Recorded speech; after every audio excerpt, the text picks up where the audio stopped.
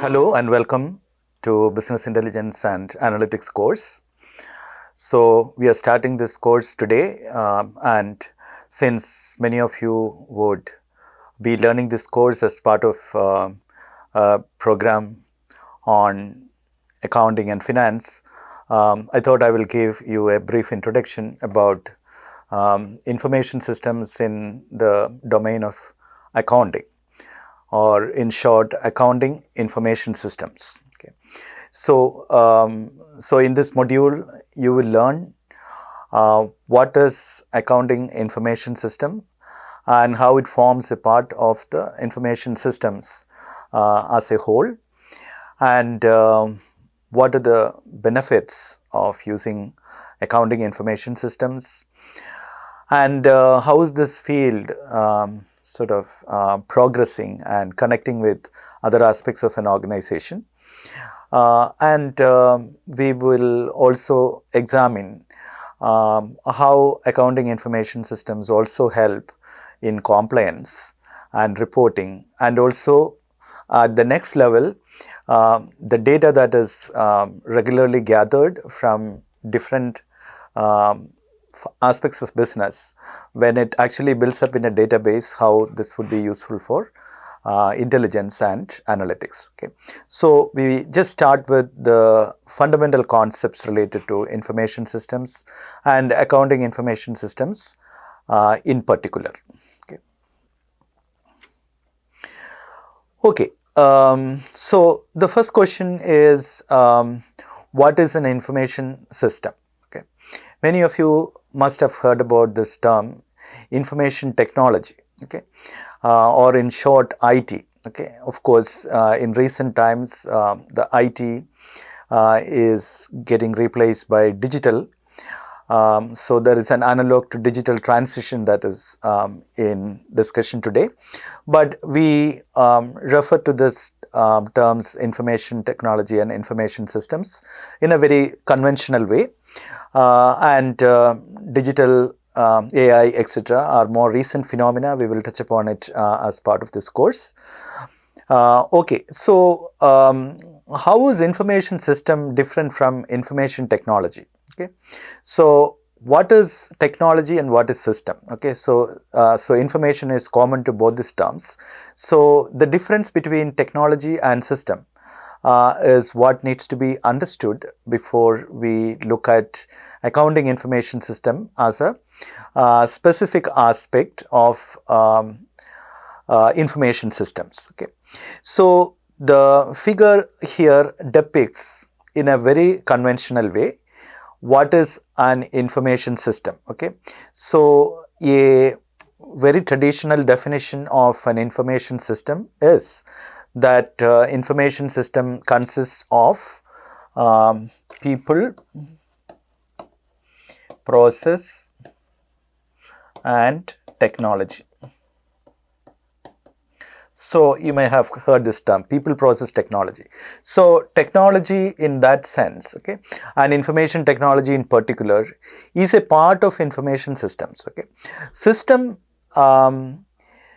consists of components more than just technology components. For example, in the figure you will notice that there are components like networks, hardware, software. Okay, and obviously you will relate these three to technology. Okay, these are constituents of an information technology, right?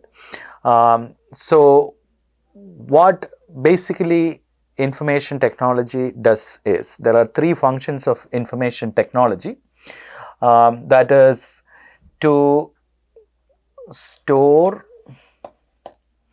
transmit and process. Okay, what? Store, transmit and transmit what? Data. Okay, so information systems fundamentally are systems that deal with data. It is about information. Okay, there is another term, operational technology. Okay, information technology and operational technology. Okay, so they differ in terms of their basic function. Okay, Information technology deals with data, or in other words, capturing and storing data, converting data into useful information, which are useful for action or decision making, etc. So that is the role of information technology. Okay, so fundamentally it deals with data. Okay, whereas operational technology deals with automating operations.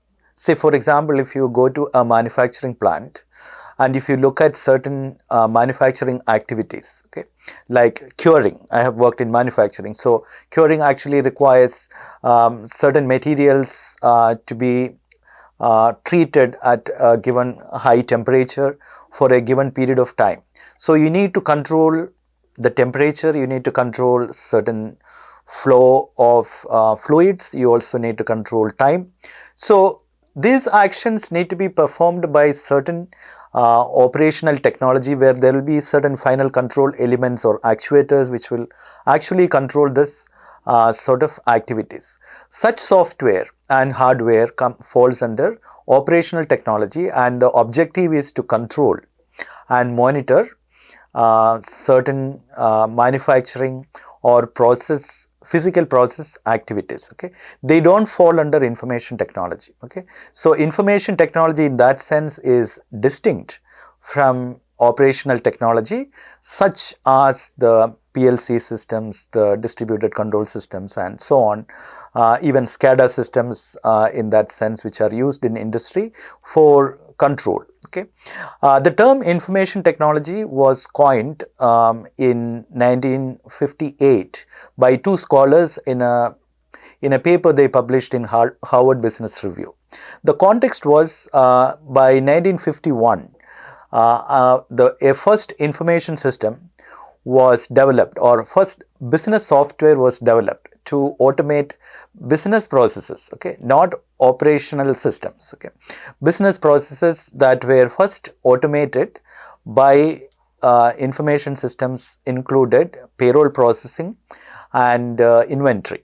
Okay, so when manufacturing became dominant and started growing in terms of demand and activities in the early 1900s, okay, you know, the automobile and shipping and so many industries actually grew in the modern era, and then in order to make these processes efficient, computation became a critical aspect. Okay, and that is when actually businesses demanded fast computing, and business software was essential to automate manufacturing. Okay, so it is in that context that Leo as a business software for payroll processing and inventory management was developed in Cambridge University by two scholars, two scientists actually, who returned from the United States after participating in the first supercomputer ENIAC. Okay, some of you must have learned or maybe recalling ENIAC, ENIAC computer, which is one of the first supercomputers, and of course it was deployed using the World War.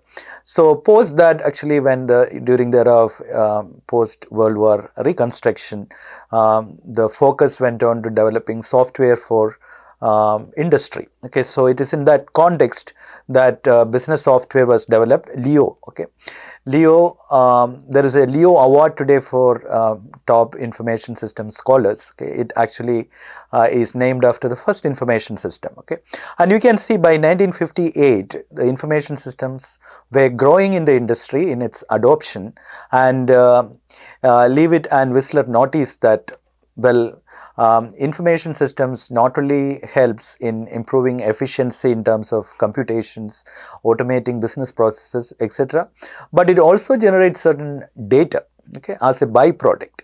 For example, when you store business transactions like customer orders, okay, over a period of time, when it accumulates, there is a lot of information that can be generated from the past orders about what could be future demand. Okay, so scholars actually started looking at data which is a byproduct of business processes as having potential for analysis and reporting. okay, and that was the beginning of information technology, okay, and but information technology in itself cannot deliver value, okay, because it's just a technology. It is software, okay, or it's hardware, it's networks.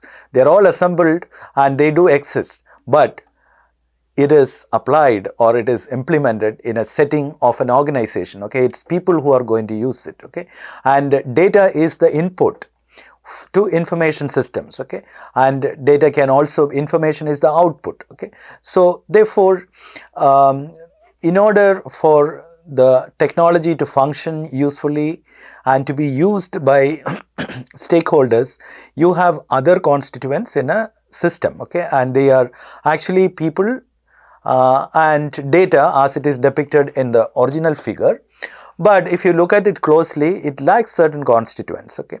When I teach, when I use this book as my textbook for management information systems in the beginning, I was not convinced and students were also not convinced. Well, this is incomplete, okay.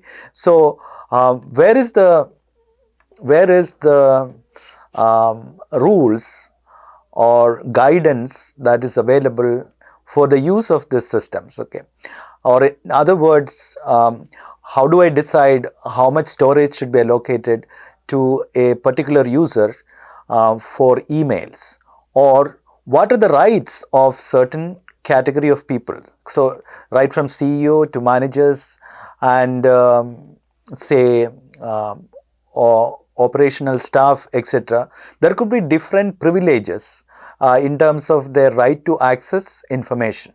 So where do, on or based on what would information system determine access control or access privileges, okay. So it's not that simple, you know, just because there is people, data and technology, information systems cannot function. And then we realize that there is a need for policy at different levels, okay, policy at a high level, policy at an operational level, which becomes procedures, all that is required for information systems to function. And another important aspect of an information system, particularly when it comes to financial data in organizations, is security, okay. So security is also not depicted in the diagram. So I will add these two constituents to the definition of information systems. So information systems actually consist of people, processes. Process actually would capture the policy, security, etc., okay, and technology in broad terms, okay. And the purpose is to deliver information, okay, useful information in to decision makers in organizations, okay. That's a reasonable definition of information systems, okay. Our focus today is on accounting information systems, okay. So accounting is a part of business organizations or not-for-profit organizations. All organizations, okay, and individuals also requires accounting, okay. Wherever there is money and materials or services, okay, there is a need for accounting. So therefore, accounting is an integral part of the functioning of any organization. But accounting is not the only function, okay. You have other functions like the HR, like the finance, okay. Finance and accounting are different, you must be aware of that. And you have, say, operations, okay, and you will have, say, IT itself as a department often, okay. You may have marketing and sales, okay. You may have a strategy team. So all these are functions of the business, okay. So accounting in that way is seen as one function, okay, of an organization, and therefore accounting information system is a case, okay, is a part of a information system of a large or a organization as a whole, okay. And accounting focuses on the people, process and technology that is related to accounting as a domain. Okay, that will be an easy way to define what is accounting information systems. Okay, so there would be policies, there would be security that is related to accounting data, and at the same time, as I said, accounting data needs to be captured and stored, they need to be transmitted, and they need to be processed. Okay, we can easily imagine what is processing of data in accounting. You need to generate reports, okay, reports for management decisions, report for compliance with the law. Okay, so fundamentally, accounting information systems became an essential and integral part of information systems because of the large volumes of data that typically business generates. Okay, for a small business or a very small or micro business, you may not require automation, but still they maintain books. Okay, you know that in accounting, books are very important. Okay, and so the ledger is a very integral part of accounting information system, because that is where you actually capture and structure and store data. Okay, accounting data. Okay, so with that introduction, let us move on to understand accounting in particular. I'm not an expert, I do not teach accounting, I teach information systems and courses related to information systems, but accounting information system as an integral part of information systems could be understood based on the lens of the accounting cycle. Okay, and I believe that you are aware of what is an accounting cycle, and accounting cycle consists of the 6 ellipses, okay, as is depicted in the diagram below, and you can see that the accounting cycle, each ellipse is a cycle, is represented as a cycle in the sense it repeats periodically, right? It repeats every year. Okay, the cycle of data capture, data storage, data analysis and reporting repeats following the same process every year, and therefore you see the term cycle there. So it starts with finance cycle. Okay, when you start a business and when you run a business, okay, these are perhaps two contexts. Okay, so this cannot be static, you also need to have the context. So in the beginning of a business, you need investors, okay, to start your business with. So there will be investors for your business, and they actually supply money, and that money, as you can see, flows out of the financing cycle. Okay, or based on a budget. Okay, you can see that the funds flow to HR for salaries basically, and it flows to expenditure cycle, in the sense you need to buy raw materials, you need to procure equipments, etc. So that is actually the expenditure cycle. Okay, so money is a fundamental requirement for business to function. Okay, so that is the starting point. And if you are in, say, in a particular domain, say manufacturing, then you actually need to procure raw materials based on a plan. Okay, so you have a short-term plan and you have a long-term plan, and based on that you have to plan your procurements. Okay, so money is used. Okay, so and for procurement and raw materials. Okay, and those raw materials which are procured, you can see gets into the production cycle, where the production actually requires raw materials, it requires labor, it requires land and capital, etc. You know, the basic requirements for production. Okay, so you can see that being represented in the production cycle, and production cycle actually produces finished goods, and finished goods go to customers, and customers actually pay you. Okay, so the money flows back from the revenues back to the finance cycle, and that is a whole cycle of accounting.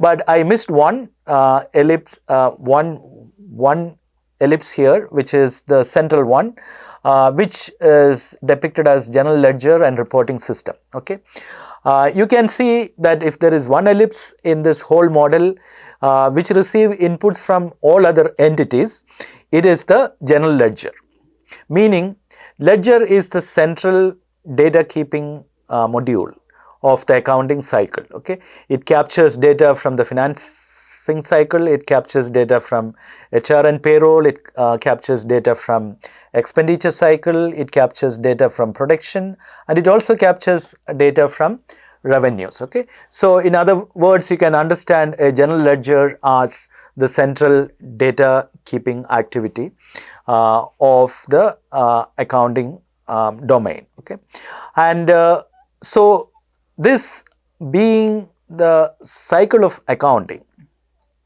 what is the role of information systems? Okay, when it comes to information systems, okay, as I said in the beginning, the role of information systems is to store, transmit and process information. Okay, and its role is not to supply materials. Okay, so therefore there is a problem here, right? It is depicted as accounting cycle as supplying raw materials to production cycle. Okay, or it's also depicting the flow of funds or money. Okay, which actually in information system modeling will not be captured. Okay, so if you actually go through system development processes, you will find only data flow. Okay, data is the only flow that you actually depict in a information system. Okay, data and processes. Okay, processes meaning what a process is, a collection of activities, the sequence of activities which basically process data. So so therefore what is this raw material and funds which is other than data that is depicted in the accounting cycle. Whereas if you look at the general ledger, you can see that everything gets converted into data. Okay, there is only data that is flowing into general ledger, understandable.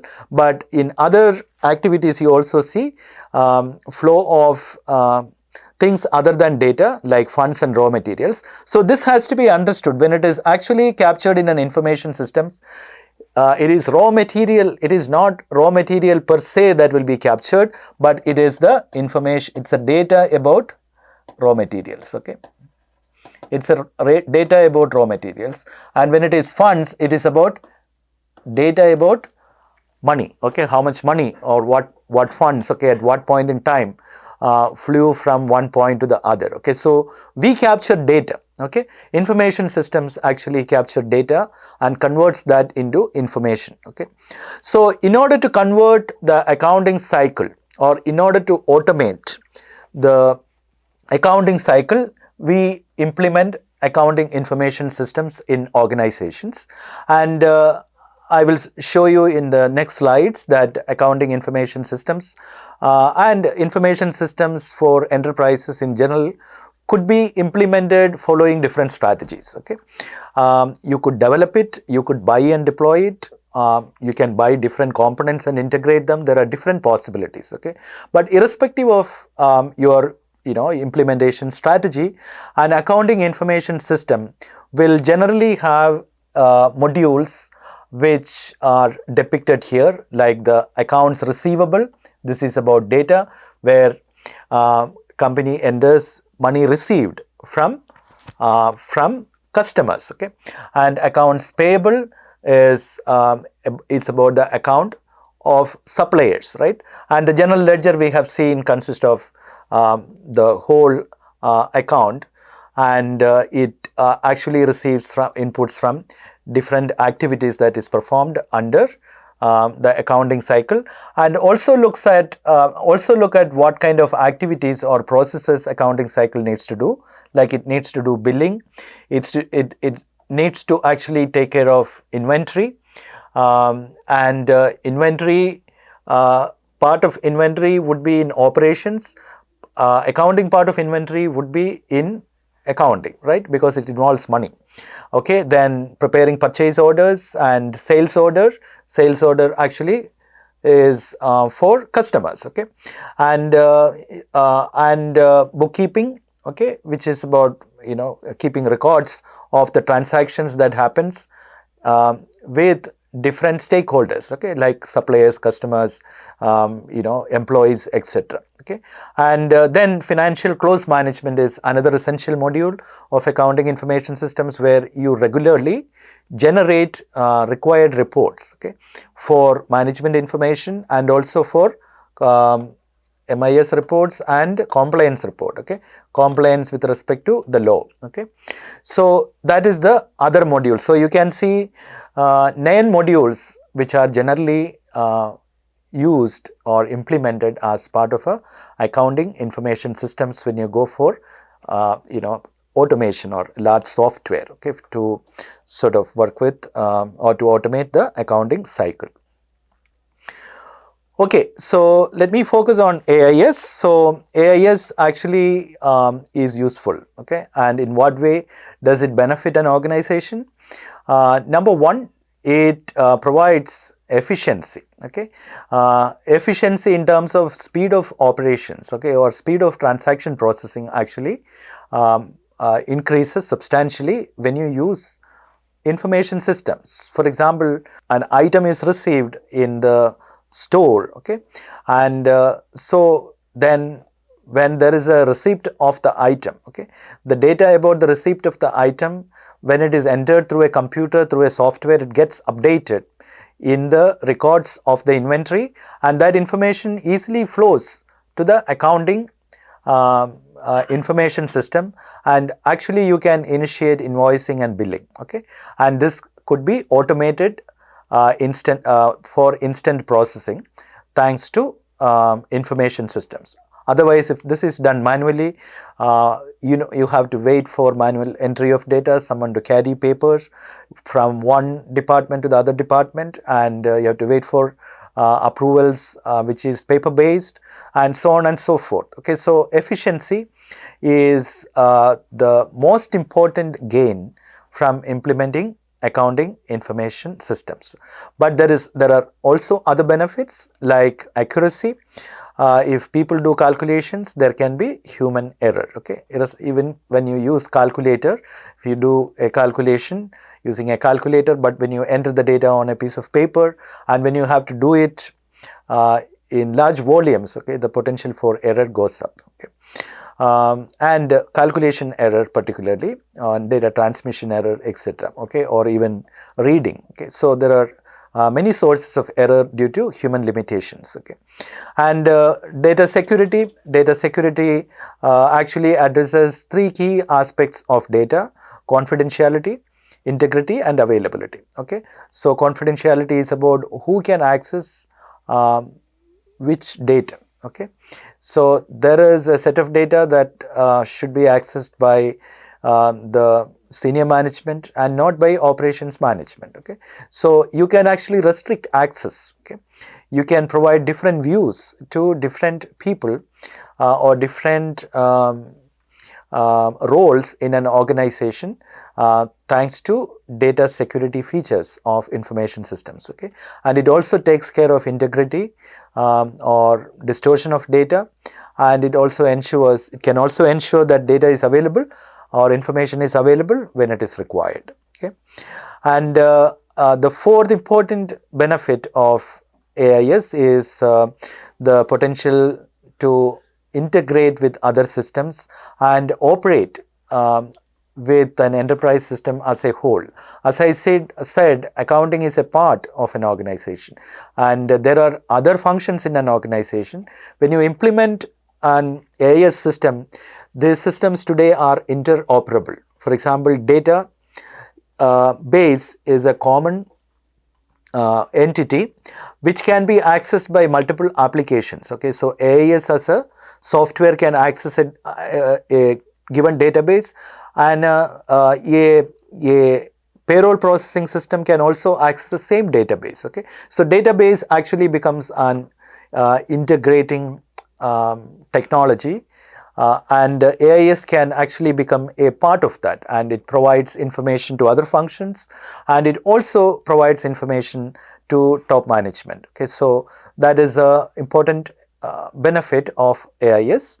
And scalability, it is easy to imagine when an organization grows, okay.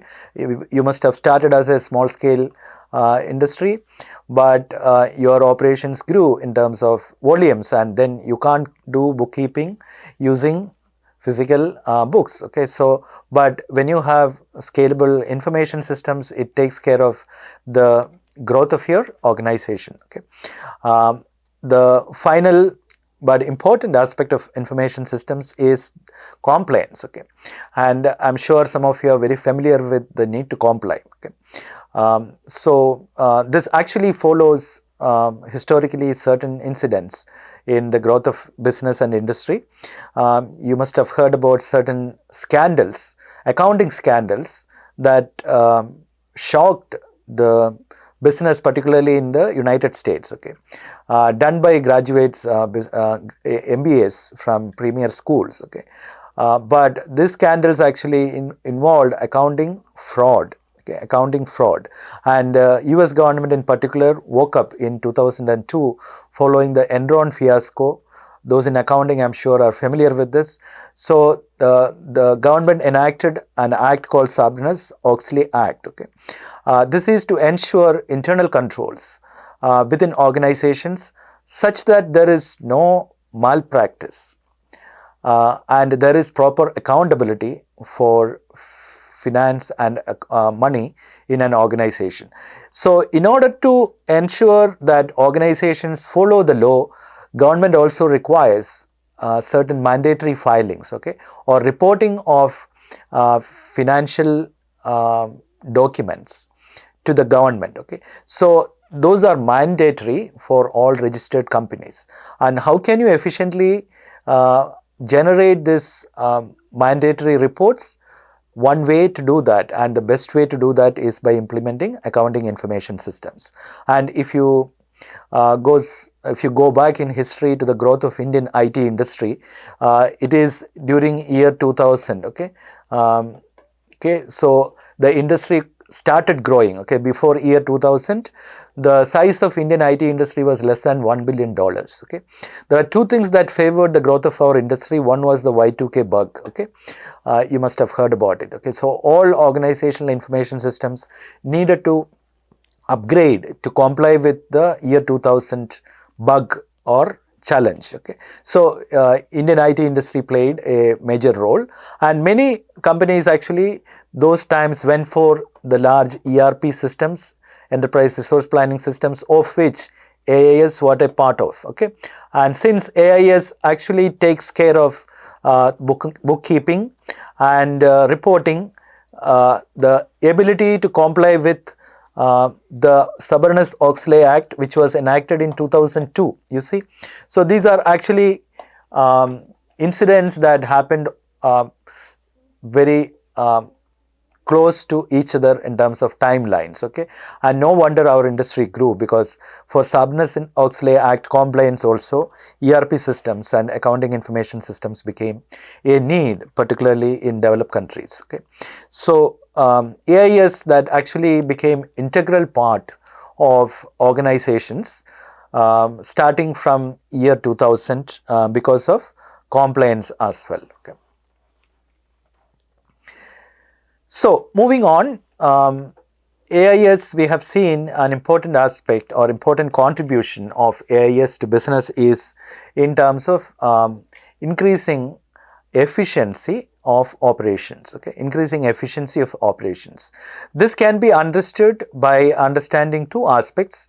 One is business process, other is business functions. Okay, so if you look at an organization, okay, an organization actually consists of business functions. Okay, so horizontally, if you look at, you see business functions like finance, operations, HR, strategy, IT, marketing, sales, etc. These are all different silos. Okay, 1, 2, 3, 4, you can count them. Okay, these are business functions. Organizations are organized into business functions. You may ask why. Okay, you have to ask Adam Smith. Okay, who said distribution or allocation of job by specialization. Okay, so when people belong to certain functions, and when they do the same activities, their efficiency, okay, their learning curve progresses and they become more efficient. Okay, so marketing people are really efficient in marketing, but if you are doing everything, everyone is doing everything, that kind of efficiency may not be possible. So work gets organized into functions thanks to certain benefits of learning and efficiency.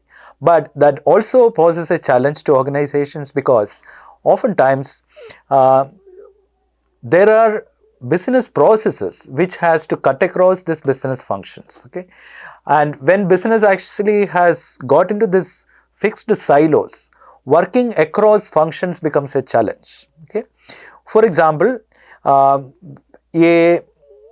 a particular department, say a maintenance department, okay, in an organization requires a particular part, okay, or a project, okay, you require a particular part, okay, so the purchase order for a part will be raised by an employee of the maintenance function, okay, but who will process the purchase order? It goes to the purchase department, okay, or the purchase function, okay, and what would the purchase department do? It will deal with the vendor, it will actually process the purchase order data and actually give the order to someone, okay, and then what? When the item comes, okay, it goes to the stores, okay, and stores is a part of the inventory, okay, it has entered into operations, okay, and then stores, once the item comes, there is a problem here. Purchase cannot be complete without an information going to accounting, okay, because you have account payable there. When the item reaches, invoice has to be generated and payment has to be done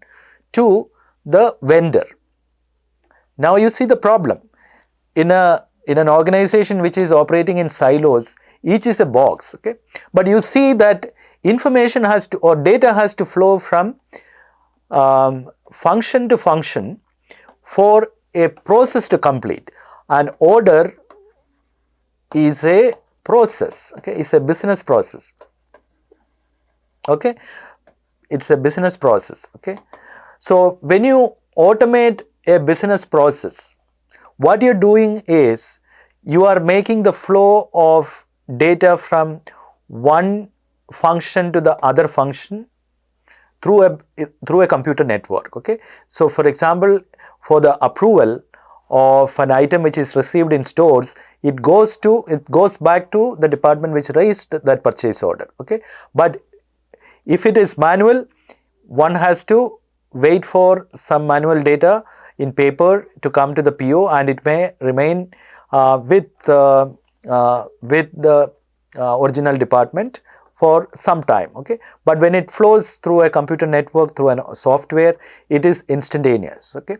So therefore, what happens is sometimes there could also be politics between functions. For example, purchase can delay your purchase order, citing many reasons, okay, and you have to go and talk to the person and find out, and etc., which can happen even with automation. But when the flow of data becomes automatic, okay, it adds to the efficiency, or in other words, we say business processes, when it is automated, it actually does a sort of integration of business functions, okay, and that is an important role of AIS when it comes to accounting and AIS as a part of information systems, okay. So this is a fundamental understanding, okay. The organizations are organized into functions, but business processes need to cut across business functions. So in order for business processes to be efficient, okay, the flow of data must be efficient, and that is what information systems do. Now let me also introduce to you another aspect of information systems, okay. We just saw that information systems conventionally consist of people, process, technology, okay, or hardware, software, network, data, people, etc. A very conventional definition of information systems, okay. We are actually, this is called the analytical view, okay. The analytical view seeks to explain or describe a system as a sum of its parts. In data analysis, for example, what is your concern? You're very analytic means you try to explain something internal using variables inside the group or system. Okay, so your whole business or your whole focus is limited within the function or within a given subsystem, which is the information system. Okay, that is called the analytic view, right? Oftentimes managers can take a very narrow analytic view of systems and always be concerned about components of the system, okay, a component view. But there is also a different view of systems, which is the synthetic view.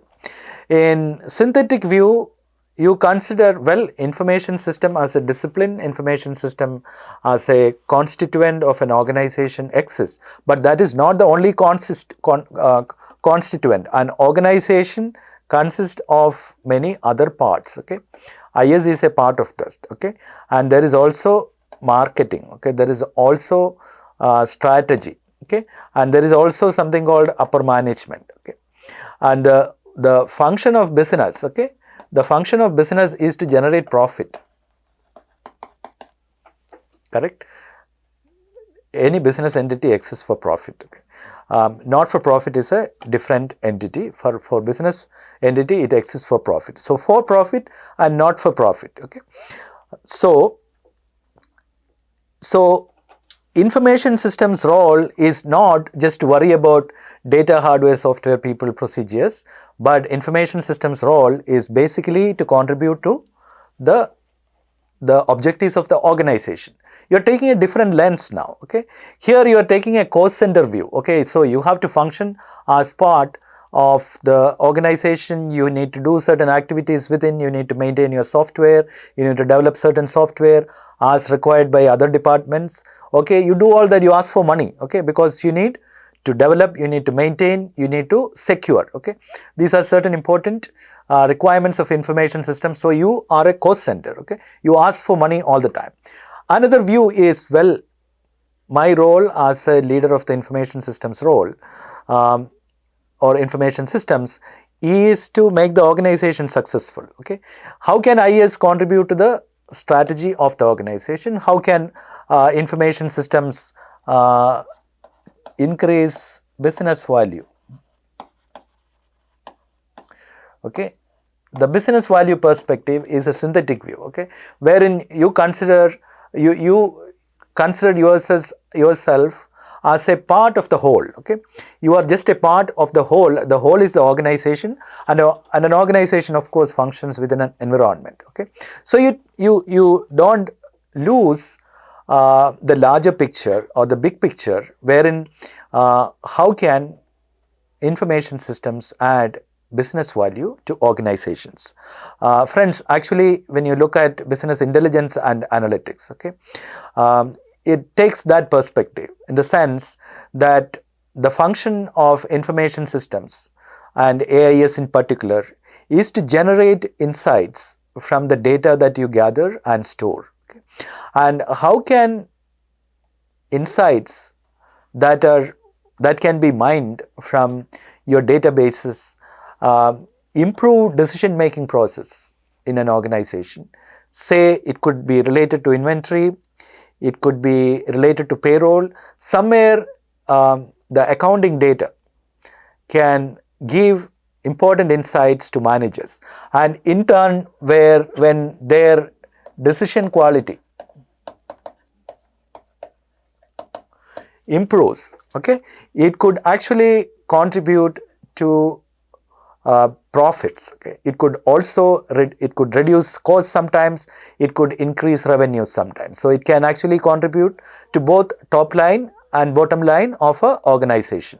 This can happen only if you look at information systems with a synthetic view, not with the analytic view. Okay, I would give you a quick overview of the information systems evolution. I would not spend much time on this, but as I said, it was in early 1950s that the first business information systems got developed, but it became widely adopted by 1960s. You have computers as part of businesses, and they actually changed in terms of their role and contribution, I would say every 10 years, okay.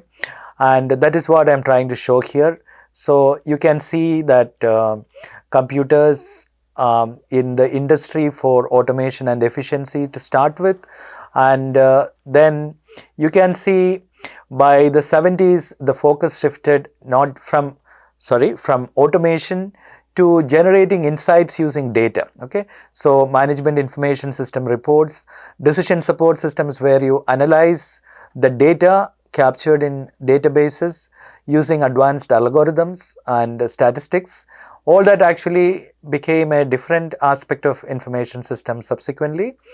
And then of course from 80s to 90s, information systems actually not only contributed to decision support, but it also became a part of the business strategy of the organization. For example, the role of the chief information officer, okay, became explicit and common in organizations by 1990s, okay.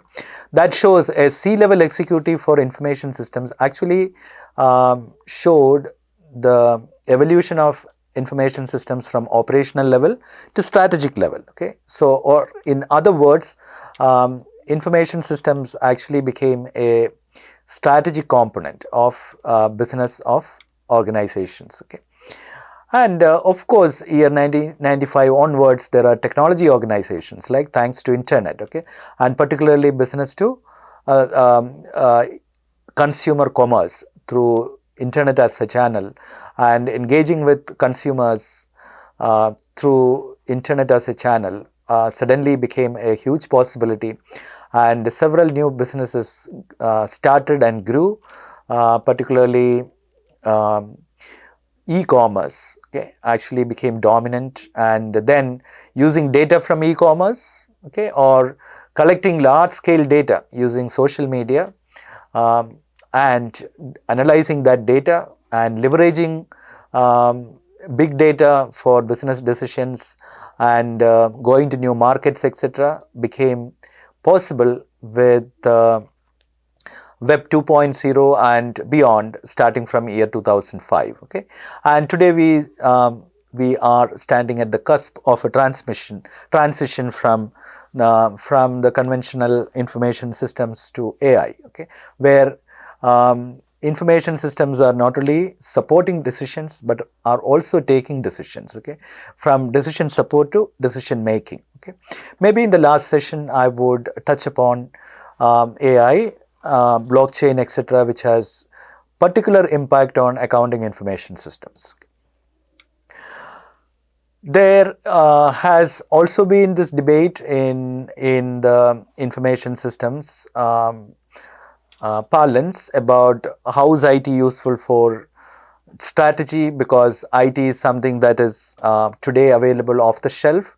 You can buy an SAP or Oracle ERP, implement it and be at par with your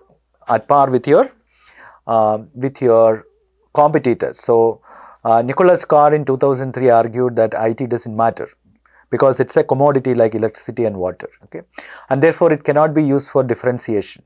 Whereas scholars actually contested this argument, suggesting that, well, all that is fine, but there is also a strategy that can be formulated using information systems and information technology, which became evident with e-commerce, which became evident with social commerce and social media and AI. You can see how organizations use information systems in a differentiated way for business strategy. Okay, so IT does matter for strategy also. Okay, and you can also see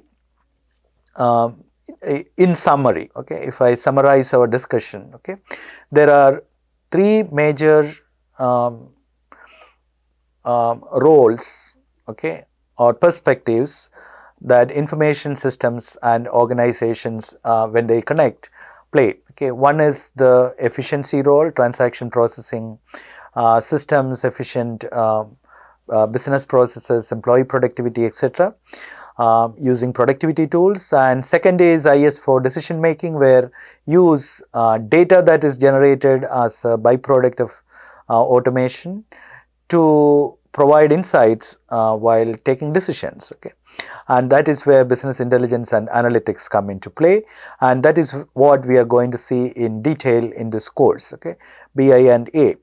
The third dimension of information systems is IS for business strategy and innovation, where you can build new business models, okay, or you can actually build new products, and you can address the needs of new markets using information systems. Okay, and that is the strategic role or innovative role of information systems, where information systems do not follow or support or enable, but they also lead organizations in terms of business strategy. Okay, and that is an entirely new role of information systems. Okay, the CIO role. Okay, and before I conclude, let me also talk about how can AIS and information systems can be implemented in organizations. There are 4 different approaches to implementing information systems in organizations.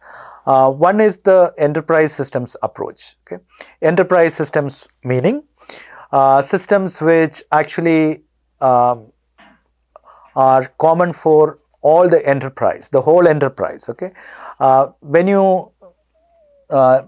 you use the term enterprise, okay, you are not talking about one business unit, you are not talking about one location where a business operation happens. An organization may be having multiple businesses. Think of the Tatas.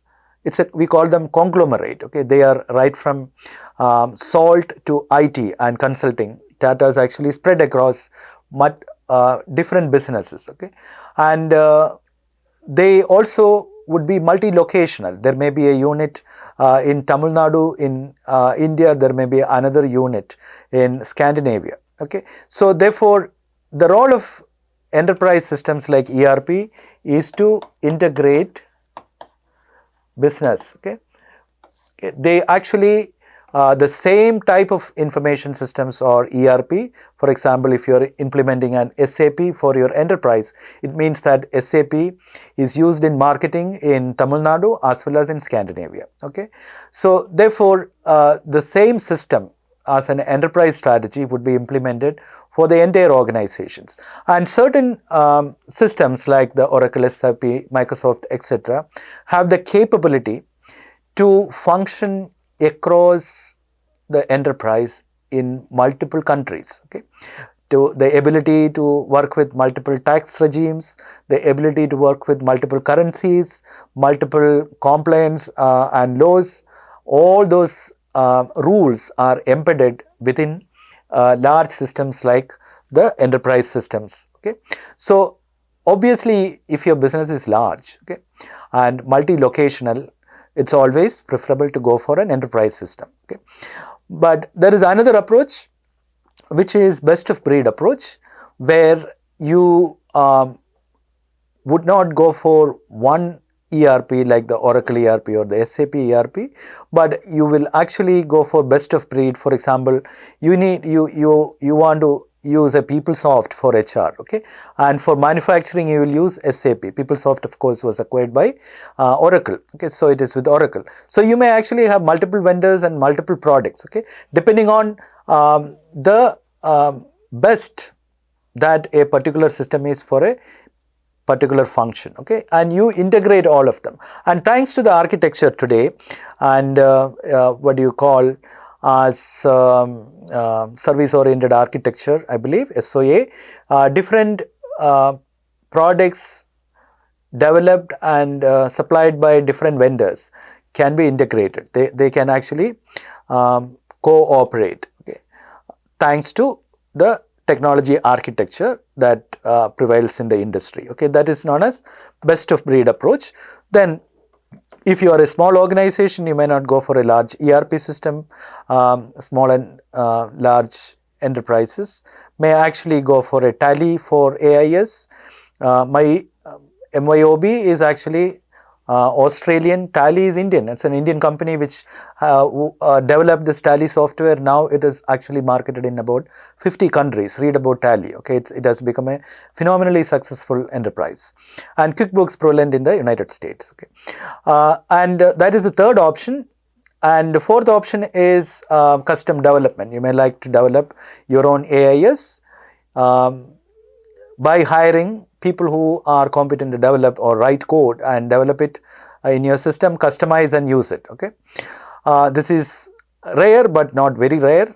Recently we did training for ISRO, and we found that ISRO doesn't buy or implement any outside software, any off-the-shelf software. They develop all their software internally. They do not trust any commercial enterprises. Okay, so that is the characteristic. That is because of the nature of business of ISRO. Okay, so certain companies may prefer to go in the custom development way.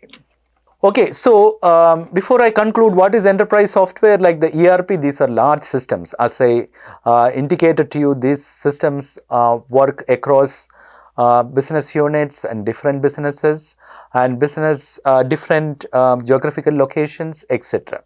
And the major trade-off between an enterprise software versus a custom software could be the cost. Okay, they are very costly actually to implement. Okay, particularly the software itself is costly, and then the implementation cost. Typically, implementing an enterprise software takes about 1 year in large enterprises. So think of the people cost. Okay, the consultancy cost. Okay, before implementing this kind of large software, you go for a business process standardization. Okay, you standardize business processes that requires expertise and consultancy. So it's a lot of cost, okay, for enterprises. So this slide gives you a picture which shows the evolution of enterprise systems from early 60s to 2000s, okay, and 2000 plus, wherein it started as small reorder processing systems to materials resource planning to manufacturing resource planning, which is for the whole manufacturing unit. MRP was only for material resource planning. Then came MRP2 and MES meaning manufacturing execution systems like scheduling, etc. also became part of the MRP systems and became ERP implying enterprise, implying multi-geography.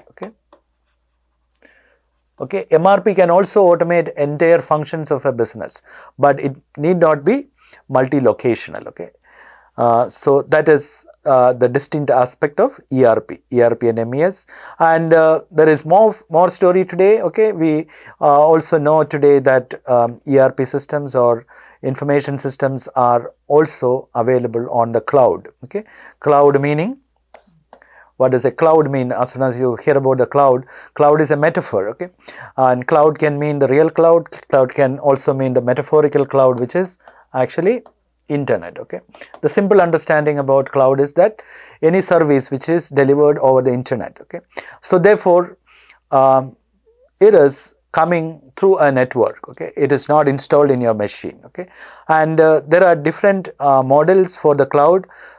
First, there are different service models. Second, there are different deployment models. Okay, what does that mean? Okay, in order for a Tally, okay, suppose you want to buy Tally ERP 9 and you are a small business. Okay, you may actually buy. We do have Tally in my institute. So what we do is you buy Tally. Okay, this is the organization. You buy Tally and it is implemented, it is installed within your computer systems. Okay, and within your organization you may have a small network, but it is an installed solution. What you buy is a license. Okay, you buy license. You buy, of course, the software, and the software operates, or it is sold in terms of how many number of licenses. That is the traditional model of selling technology or information technology, the licensing mod. Microsoft operated with the license mod for long years. Okay, now when you move to the cloud, the difference is that instead of installing the software in your premise, okay, you install it in Tally's premise, okay. The installation happens here, okay. The software is installed here, okay, and you are given an account, okay, and using that account, an account you can buy for 100 users or 50 users or whatever, okay, you can access an instance, okay, an instance of the software, okay. This technically is known as multi-tenancy. Multi-tenancy is the ability of a software to provide different instances to different users. It's the same large Tally software, but there can be one instance for user A, another instance for user B, another instance for user C, etc. Okay, so that is a technological development which enabled cloud, okay, applications that can be hosted in a remote server, but can be accessed through the internet with a particular contract between the business and the service provider, okay. That is the idea of the cloud, okay. And what is the upfront advantage for an organization like A, which is a small business? As I said, an enterprise software is very costly, okay. If you have to buy license, okay, you need to first of all develop your own data center. You need to have the hardware and operating systems upgraded to be able to install a large software like the Oracle ERP or the SAP ERP, and you need to have people to maintain them, okay, particularly maintenance, updates and security. All that actually falls into your head because it's your responsibility, right? So you take charge of the whole system, okay, and the cost is disproportionately high because all that you need when you use a software is basically the service. The whole data center is a cost for you. What you need is a service, okay, and the different thinking in the cloud is that you give me service, I will pay you for service. You host, you maintain, the software is yours, I don't need a copy of it, okay. So it's a revolutionary idea which reduces the cost, particularly for small and medium enterprises when you operate from the cloud, okay. But of course there are data privacy concerns because your data, your operational data will be stored in the data center of a third party and you don't have control over it, etc., etc. But despite that, you can see increased move towards the cloud thanks to the really great advantages that cloud provides, okay. So there are different service models, infrastructure as a service, where the infrastructure is owned and provided by a third party for multiple companies. Software as a service, you know, ERP is a good example. The application is what is hosted by the service provider in service providers on premise, and platforms can, you know, the idea of platform is slightly different from that of a software. I don't get into details, but these are the models that are available, okay. There can be different deployment models, like a private cloud. You can, you know, if you are very worried about your data, you can still set up your own data center and host your own software, but you can actually you know, same data center over the internet will be providing this software to multiple units or multiple locations. That is a private cloud. Public cloud is hosted by a third party, and hybrid is certain services you host in your own data center and certain services you let it be hosted by the service provider, okay. That's a hybrid strategy, okay. So you can see that there is also business strategy which is involved in deciding or taking decisions on various cloud options, okay. So cloud is the current method or approach in accessing information systems and also AIS in particular, okay. I will close here. Thank you very much and have a great learning.